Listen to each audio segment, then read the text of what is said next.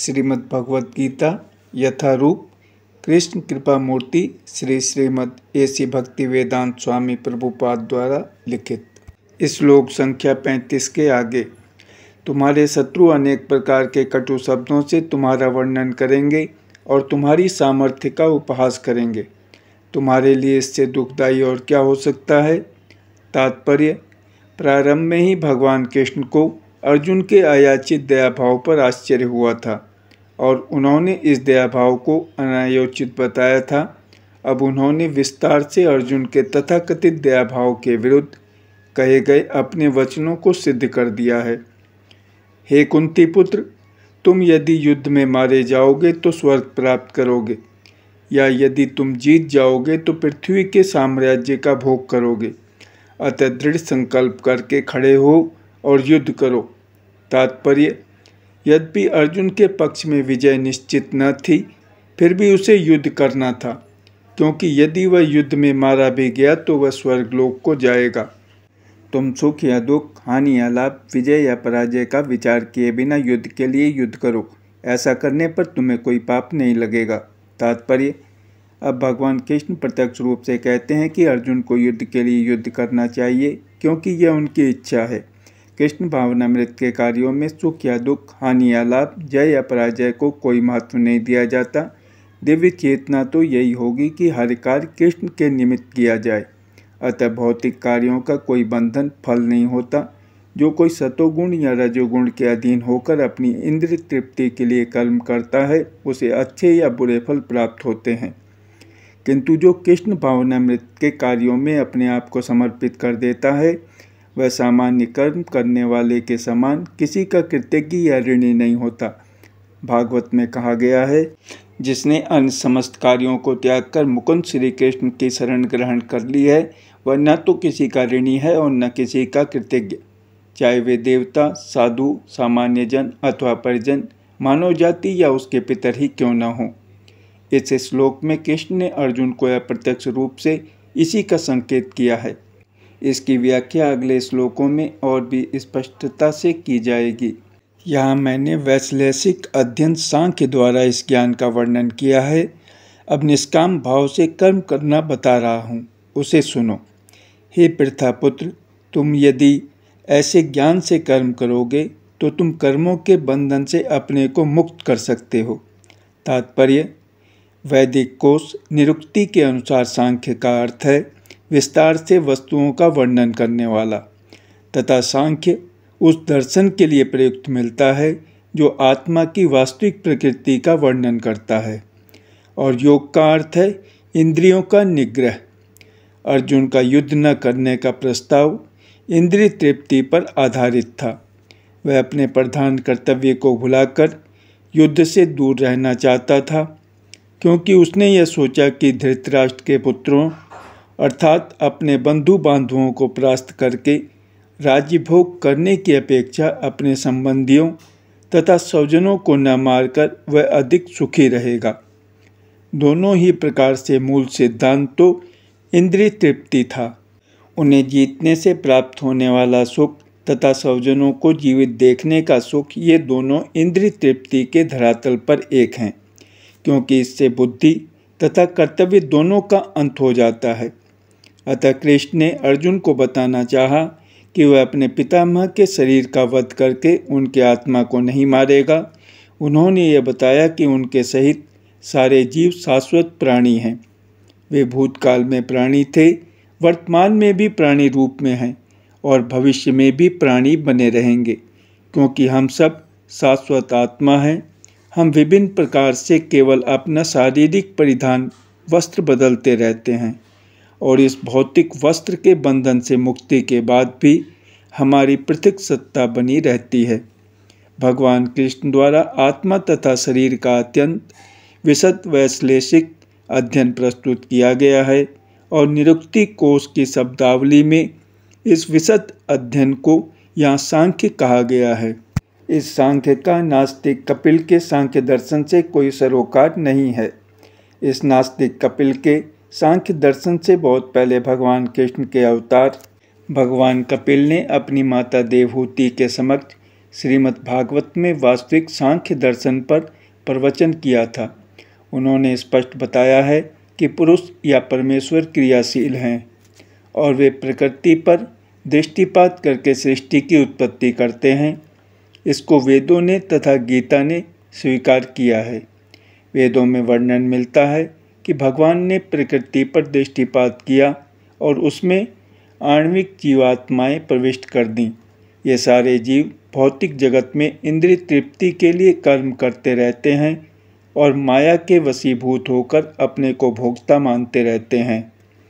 इस मानसिकता की चरम सीमा भगवान के साथ सायुज्य प्राप्त करना है। यह माया अथवा इंद्रिय तृप्ति जन्य मोह का अंतिम पास है और अनेकानेक जन्मों तक इस तरह इंद्रिय तृप्ति करते हुए कोई महात्मा भगवान कृष्ण यानी वसुदेव की शरण में जाता है, जिससे परम सत्य की खोज पूरी होती है। अर्जुन ने कृष्ण की शरण ग्रहण करके पहले ही उन्हें गुरु रूप में स्वीकार कर लिया है। फलस्वरूप कृष्ण अब उसे बुद्धि योग या कर्म योग की कार्यविधि बताएंगे, जो कृष्ण की इंद्रिय तृप्ति के लिए किया गया भक्ति योग है। यह बुद्धि योग अध्याय 10 के 10वें श्लोक में वर्णित है, जिसमें इसे उन भगवान के साथ प्रत्यक्ष संपर्क बताया गया है जो सबके हृदय में परमात्मा रूप में विद्यमान है। किंतु ऐसा संपर्क भक्ति के बिना संभव नहीं है। अतः जो भगवान की भक्ति या दिव्य प्रेमा भक्ति में या कृष्ण भावनामृत में स्थित होता है, वही भगवान की विशिष्ट कृपा से बुद्धि योग की यह अवस्था प्राप्त कर पाता है। अतः भगवान कहते हैं कि जो लोग दिव्य प्रेमवश भक्ति में निरंतर लगे रहते हैं, उन्हें ही वे भक्ति का विशुद्ध ज्ञान प्रदान करते हैं। इस प्रकार भक्त सरलता से उनके चिदानंदमय धाम में पहुंच सकते हैं। इस प्रकार इस श्लोक में वर्णित बुद्धि योग भगवान कृष्ण की भक्ति है और यहाँ पर उल्लिखित सांख्य शब्द का नास्तिक कपिल द्वारा प्रतिपादित अनिश्वरवादी सांख्य योग से कुछ भी संबंध नहीं है। अतः किसी को यह भ्रम नहीं होना चाहिए कि यहाँ पर उल्लिखित सांख्य योग का अनिश्वरवादी सांख्य से किसी प्रकार का संबंध है। न ही उस समय उसके दर्शन का कोई प्रभाव था और न कृष्ण ने ऐसी ईश्वर विहीन दार्शनिक कल्पना का उल्लेख करने की चिंता की। वास्तविक सांख्य दर्शन का वर्णन भगवान कपिल द्वारा श्रीमद् भागवत में हुआ है, किंतु वर्तमान प्रकरणों में उस सांख्य से भी कोई सरोकार नहीं है। यहाँ सांख्य का अर्थ है शरीर तथा आत्मा का वैश्लेषिक अध्ययन। भगवान कृष्ण ने आत्मा का वैश्लेषिक वर्णन अर्जुन को बुद्धि योग या कर्म योग तक लाने के लिए किया। अतः भगवान कृष्ण का सांख्य तथा भागवत में भगवान कपिल द्वारा वर्णित सांख्य एक ही है। ये दोनों भक्ति योग हैं। अतः भगवान कृष्ण ने कहा है कि केवल अल्पज्ञ ही सांख्य योग तथा भक्ति योग में भेदभाव मानते हैं। निसंदेह अनिश्वरवादी सांख्य योग का भक्ति योग से कोई संबंध नहीं है। फिर भी बुद्धिहीन व्यक्तियों का दावा है कि भगवत गीता में अनिश्वरवादी सांख्य का ही वर्णन हुआ है। अतः मनुष्य को यह जान लेना चाहिए कि बुद्धि योग का अर्थ कृष्ण भावनामृत में पूर्ण आनंद तथा भक्ति के ज्ञान में कर्म करना है। जो व्यक्ति भगवान की तुष्टि के लिए कर्म करता है, चाहे वह कर्म कितना भी कठिन क्यों न हो, वह बुद्धि योग के सिद्धांत के अनुसार कार्य करता है और दिव्य आनंद का अनुभव करता है। ऐसी दिव्य व्यस्तता के कारण उसे भगवत कृपा से स्वतः संपूर्ण दिव्य ज्ञान प्राप्त हो जाता है और ज्ञान प्राप्त करने के लिए अतिरिक्त श्रम किए बिना ही उसकी पूर्ण मुक्ति हो जाती है। कृष्ण भावना भावित कर्म तथा फल प्राप्ति की इच्छा से किए गए कर्म में विशेषतया पारिवारिक या भौतिक सुख प्राप्त करने की इंद्रिय तृप्ति के लिए किए गए कर्म में प्रचुर अंतर होता है। अतः बुद्धि योग हमारे द्वारा संपन्न कार्य का दिव्य गुण है।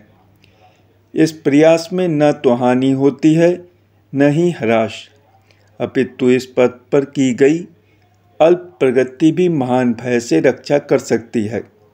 तात्पर्य: कर्म का सर्वोच्च दिव्य गुण है कृष्ण भावनामृत में कर्म या इंद्रिय तृप्ति की आशा न करके कृष्ण के हित में कर्म करना। ऐसे कर्म का लघु आरंभ होने पर भी कोई बाधा नहीं आती है, न कभी इस आरंभ का विनाश होता है। भौतिक स्तर पर प्रारंभ किए जाने वाले किसी भी कार्य को पूरा करना होता है, अन्यथा सारा प्रयास निष्फल हो जाता है। किंतु कृष्ण भावनामृत में प्रारंभ किया जाने वाला कोई भी कार्य अधूरा रहकर भी स्थायी प्रभाव डालता है। अतः ऐसे कर्म करने वाले को कोई हानि नहीं होती, चाहे ये कर्म अधूरा ही क्यों न रह जाए। यदि कृष्ण भावनामृत का 1% भी कार्य पूरा हुआ हो तो उसका स्थायी फल होता है। अतः अगली बार 2% से शुभारंभ होगा, किंतु भौतिक कर्म में जब तक 100% सफलता प्राप्त न हो तब तक कोई लाभ नहीं होता। अजामिल ने कृष्ण भावनामृत में अपने कर्तव्य का कुछ ही प्रतिशत पूरा किया था, किंतु भगवान की कृपा से उसे 100% लाभ मिला। इस संबंध में श्रीमद् भागवत में एक अत्यंत सुंदर श्लोक आया है। यदि कोई अपना धर्म छोड़कर कृष्ण भावनामृत में काम करता है और फिर काम पूरा न होने के कारण नीचे गिर जाता है तो इसमें उसको क्या हानि, और यदि कोई अपने भौतिक कार्यों को पूरा करता है तो इससे उसको क्या लाभ होगा।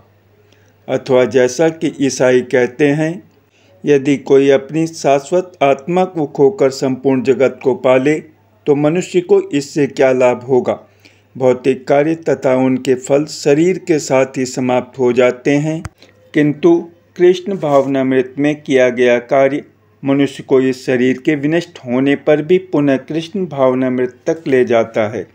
कम से कम इतना तो निश्चित है कि अगले जन्म में उसे सुसंस्कृत ब्राह्मण परिवार में या धनी मानी कुल में मनुष्य का शरीर प्राप्त हो सकेगा, जिससे उसे भविष्य में ऊपर उठने का अवसर प्राप्त हो सकेगा।